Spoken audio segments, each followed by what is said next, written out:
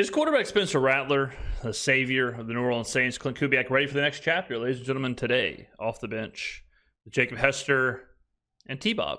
We're going to go ahead and talk about Spencer Rattler, talk about what this means for the Saints, the potential, the possibility, or will this be a disaster? Let's go ahead and react like only we can do. Spencer Rattler era beginning. The agenda has come to fruition. The Saints are saved, guys. We're good to go. The future is now. So, I made a video yesterday kind of talking about this, whenever this goes out. There is a non-zero chance. Like however small you think it is, it ain't zero, but there is a chance Rattler is him. There is a chance that Rattlers can come in and be very successful very quickly. Sometimes it happens. The Brock Purdy's of the world, the Jordan Loves of the world. Jordan Love didn't even come in immediately and be successful. He kind of picked it up at the back end. But even like the Jalen Hurtses of the world, there's just some players who they're given the opportunity. There's a perfect fit. There's a perfect scheme. Everything just seems to work out. Next thing you know, it's widely accepted that this guy is the future of said franchise. CJ Stroud, and people say, oh, well, some of those situations, there's a ton of talent.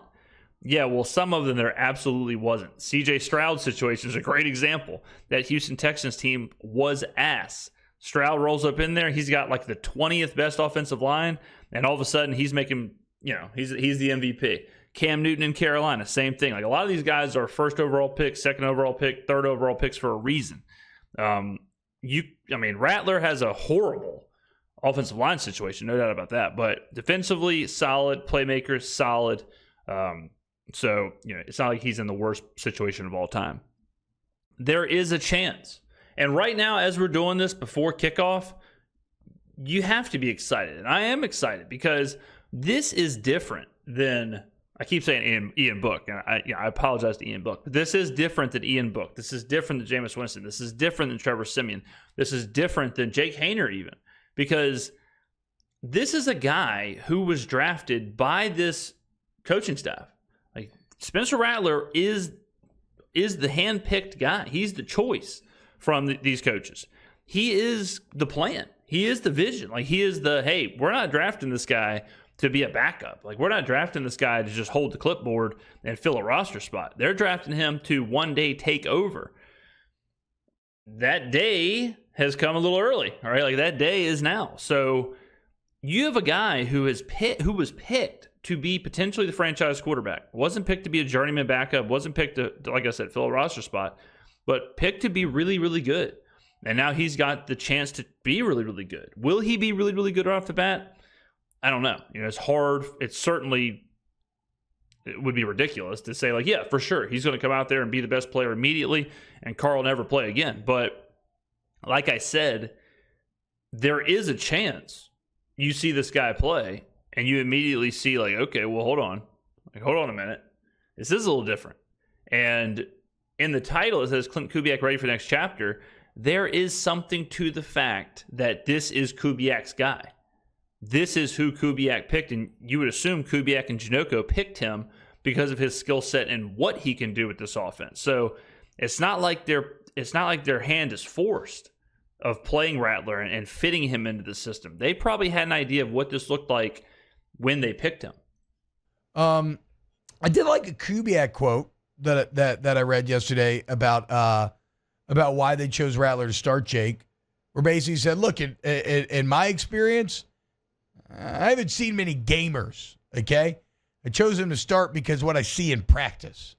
So kind of fighting against this notion that they just chose, because, Haener went in the other day, but everybody could kind of feel that Rattler maybe has the higher ceiling, actual potential to be a legitimate starting quarterback in this league. Yes. And so he would probably be the choice, given that they had performed so similarly during camp. And basically Kubiak saying, yeah, look, he didn't get this just because, but he didn't get this for those reasons. He got this because I like what I see in practice. I think that could translate to the game. Yeah, I think, I think it's pretty obvious to anybody who watched anything. The reps at practice, the reps in preseason, training camp, anything. You could see, okay, this guy is better than Haener. So it is what it is. That he was drafted to be that guy. Said this the day he got drafted, said it for 2 months this offseason. So yeah, I think everybody pretty much agrees. The only people that would want Haener to play are the people who believe like, well, you got to pay your dues and Haener's been here longer. He should get the first crack at it, which, I'm more of a merit kind of guy. I'm more of a like the better player should play. Jordan, you seem very positive about this. Yeah. I am excited, but I almost have no hope that this is going to go well. Okay, well, let me just say this. No, I'm not expecting Spencer Rattler to come out there and throw for 300 yards, 4 touchdowns. Like, no. Okay. I'm just no. I'm being really. He's a rookie. Like, let's all be real. Let's pump up. He's a 5th round pick rookie. I'm more excited because 1, it's a look into the future, and 2, I'd rather watch a young quarterback go out there and just try and learn, figure it out on the spot, than watch an 11-year vet come out there and just stink it up. For a fact that we like. Too. You knew for a fact in a Monday night game after like the first series we was not winning this game. Yeah, I mean,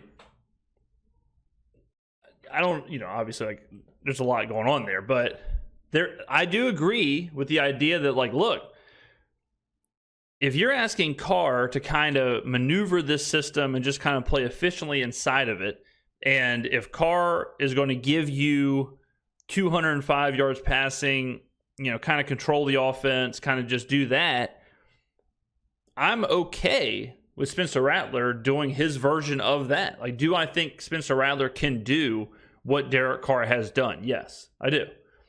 This is not a situation where, like, it's a Lamar Jackson thing where, yeah, a quarterback having to do what Lamar Jackson is doing, very difficult. Like that, you can't really replicate that. Like, he is who he is. Patrick Mahomes. Like, if the backup quarterback in Kansas City got in the game, I wouldn't be thinking, oh, well, he can just do the system. He can just run the system. Like, there isn't a system. It's Patrick Mahomes.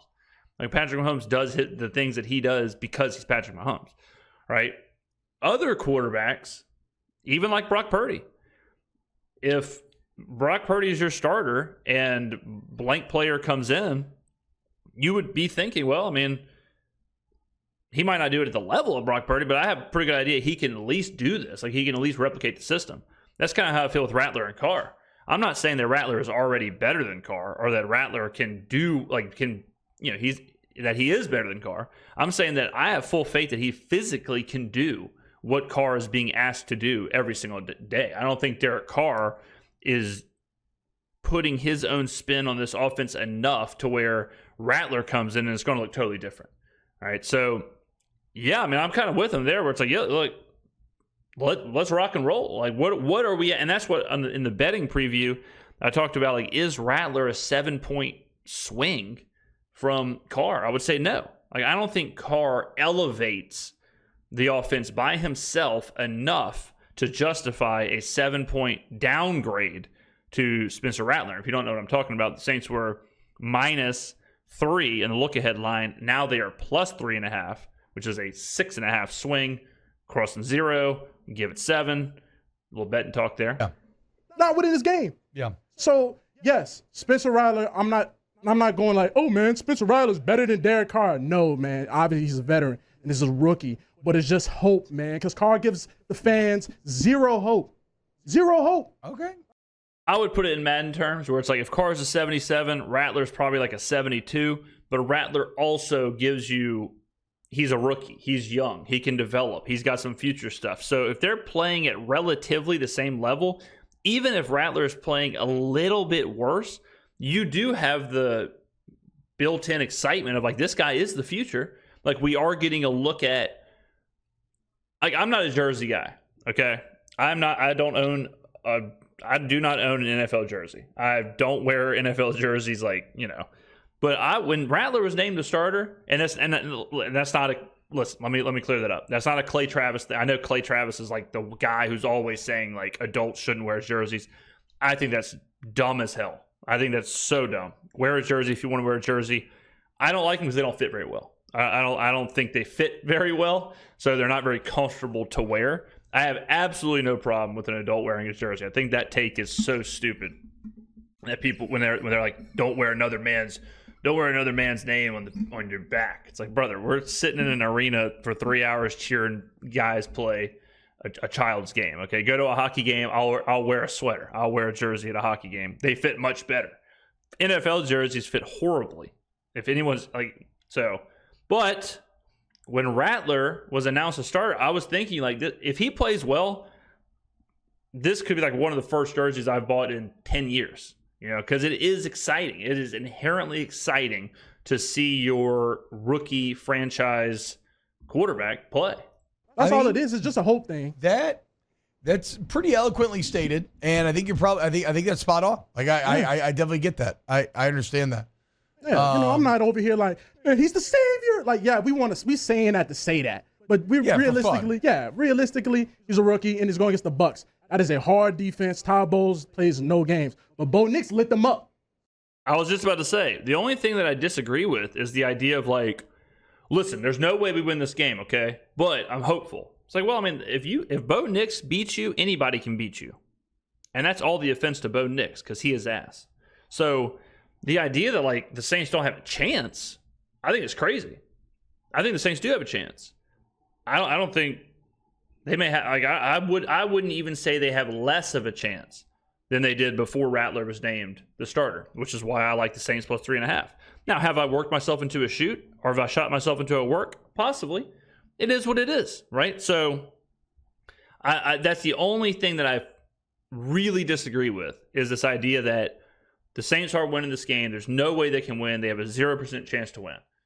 They're not expected to win, but we have a better chance to beat the Bucs than we did to beat the Chiefs. I'll tell you that. So, leave the door open. There it goes. The hope creeps in even when you try to fight against it. Yeah. Jake, where's your head at for Rattler starting Sunday? What do you think like an acceptable level? Like to me, the way the Saints win still feels like the defense keeping it close. You're at home. Maybe a big turnover. Maybe a non-offensive touchdown thrown in. And then if Rattler, like the coolest thing would be even if he struggles, if he got an opportunity to win the game at the end and came through. God. Like that would be the greatest thing of all time. If Rattler leads like a 2-minute drive at the end of the game and we win, I might not leave the dome. The amount of random people's beers, fentanyl-laced beers that I'll be drinking on the sidewalk, getting well overcharged on my walk back to the apartment would be astronomical. I honestly wouldn't even get back to the apartment. I just start paying rent in some gutter or something. I would just live in the sidewalks. That would be the greatest thing that ever happened. I think Jake's going to be pretty optimistic because let me ask you this, like, really, what is the difference? T-Bob's talking about the line to victory. What really is the difference between the line to victory with Rattler and with Carr? I think they're the exact same. I don't think Rattler, like, there's not what is Carr doing that Rattler cannot do? I think the line to victory is the exact same. Now, you may say, well, he's a rookie, so he's going to make mistakes, and he'll turn the ball over, and Carr won't turn the ball over. You could say something like that, but the idea, like, I just don't understand how Rattler won't be able to move the football because Kubiak's system is not really a quarterback-intensive system. It's more, when we know what it is, it's more of like getting the ball to your receivers in space, creating yak, running the football, controlling the clock, controlling the game. It's not like 5-wide, empty set quarterback, spinning the pill. It's not an air raid offense. So I don't think that I think this was a great system for a quarterback to, like, for there to be kind of like this change. 2-minute situation. Don't tell me that. Set up Gruppenheimer for a he needs to go to. By the way, that's the funniest thing I've ever heard. Yeah, that was spot on. There's a picture of Blake Groupie where he looks exactly like a 1945 Nazi. He does. Yeah. Like because you know how like in the 40s too, everybody was so tiny. Yeah. Like he really looks like one of those 17-year-olds that got drafted or like joined the army lying about his age. Yeah. And Dev called that man Gruppenheimer. Anyway, I always think it's funny because we heard the guy say like Groupie needs to go. And it just shows you kind of like a weird narrative. And once a narrative kind of happens that people can kind of, it becomes almost like, it's like an understood truth, like universal truth. It's almost like the Berenstein Bears situation or whatever. But like, I've heard a lot of people say Groupie is a problem and Groupie needs to go and we have a real issue with Groupie. Do y'all know Groupie hasn't missed a field goal this year? Like, I'm not saying Groupie is the greatest kicker to ever live, but he has yet to miss a field goal. Like, I know he missed a couple extra points, but he's perfect so far in field goals with a 57-yarder. So I'm not totally sure. I don't know where this came from or why it's happened or whatever, but I've heard a lot of Blake Groupie slander. And if I was Blake Groupie and I was batting 100% on field goals this year, I'd be really confused of why people don't want me on the team anymore.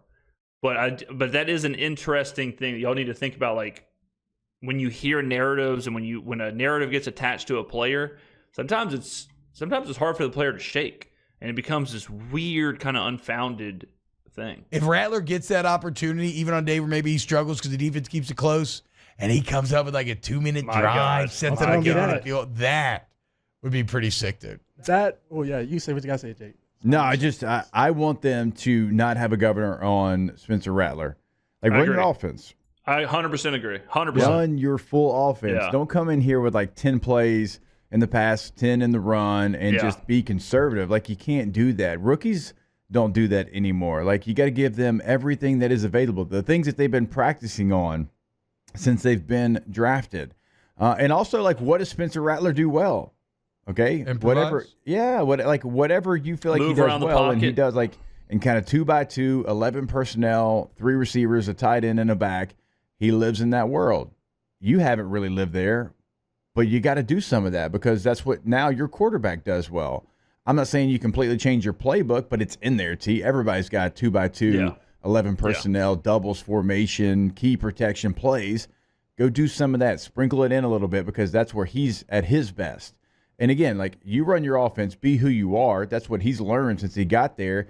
Just don't half step into the game. I used to hate when I could not agree more with this. Do not go out there and handcuff Spencer Rattler by having the safest 10 plays passing-wise, the safest 10 run plays, and just rotate that. If anything, you should do the opposite. You should empty the playbook in this game. You got quarterback throwbacks, do it. You got fake punts, do it. You've got reverse sweep, do it. You've got double reverses, do it. You've got whatever you've got, every trick in the bag, do it, because you got to win this game. Let it rip. This is the most unprepared the defense probably will be to face the Saints besides week 1, because they're sitting here like, what the hell are we going to expect, right? Don't make it easy for Bowles. Don't make it easy for Tampa Bay by just running the same 10 plays over and over and over again. Stretch this thing out.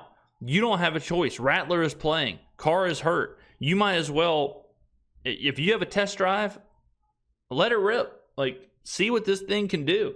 Drive fast, So I'm with Jake. I hope Rattler, and that's not to say I want Rattler to throw the ball 70 times, but I want them to run this offense as if there's no governor on it, as if this is the Super Bowl. Show me the playbook, show me the creativity, and show me what Spencer can do. Whenever, like, even if we had like a new left tackle because our guy went down, like, we tiptoed around it and we're like, we can't go to this side. Or if we go to this side, hey, Hess, you got to stay in. You got to help him. You got to chip every single play. It's like, man, it waters down the offense. And so, yes, he's a rookie, but run what you've run all offseason long with him, all preseason long, and in practice.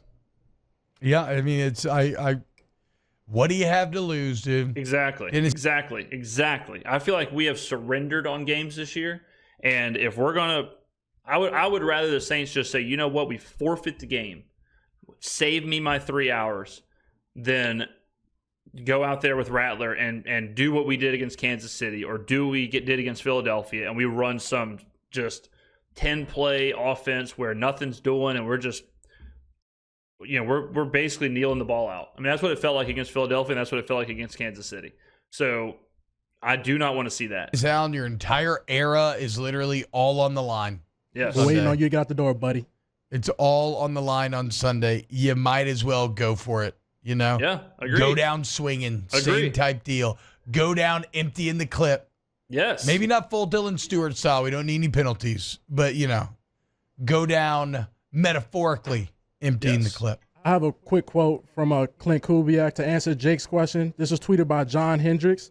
He said, they were not dumbing down anything for Spencer Rattler. Kubiak said he's fully capable. There you go, baby. Let's see it. Who dat? Rat that? Maybe. We'll see come Sunday. I love it, man. I'm excited. I am thrilled to go to this game, and I hope it could be a real gift. I'm getting chills thinking about it. It could be a real gift if Rattler lights it up. We win this game. The season is back. I mean, think about the hope, the future. I'm all in. I am all in on Rattler at this moment. Ladies and gentlemen, get on down in the comments below. Let me know what you think. Thank you very much for watching, and I will see you in the next video.